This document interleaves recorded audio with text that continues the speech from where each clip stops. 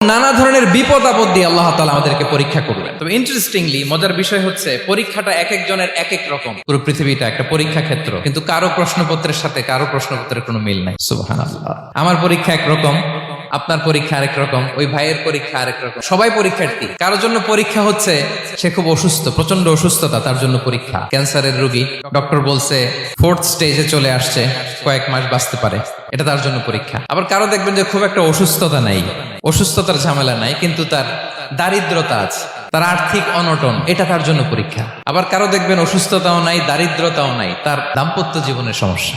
অনেকের দেখবেন এগুলো কোনোটাই সমস্যা না, তার ছেলে কথা শোনে না, মাদকাসক্ত, আহা, রিহ্যাবে পাঠায়, আবার আসে, আবার গাঁজা খাওয়া শুরু করে। আছে না নাই বলেন? দেখেন তার পরীক্ষাটা আবার আলাদা। তাহলে পরীক্ষা ছাড়া, বিপদ আপদ ছাড়াই দুনিয়াতে কেউ নাই।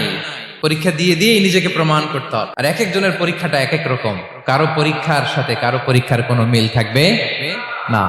তো মাঝে মাঝে আমরা এটা ভুলে যাই। আল্লাহ তাআলা কালামে পাকে রিমাইন্ডার দিয়ে আমাদেরকে স্মরণ করিয়ে দিতে চান যে এই পৃথিবীতে আসলে তোমরা এসেছো পরীক্ষা দিতে। এটাই জীবনের বড় বাস্তবতা। এটা যদি ভুলে না যান, এটা যদি আপনার মাইন্ডসেটে থাকে যে পুরো জীবনটা একটা পরীক্ষা, তাহলে দেখবেন কোনো কিছু আপনাকে কাবু করতে পারবে না। আপনি হতাশ হবেন না, জীবন নিয়ে আর অভিযোগ থাকবে না, আপনি ভেঙে পড়বেন না, সব অভিযোগ হতাশা দূর হয়ে যাবে।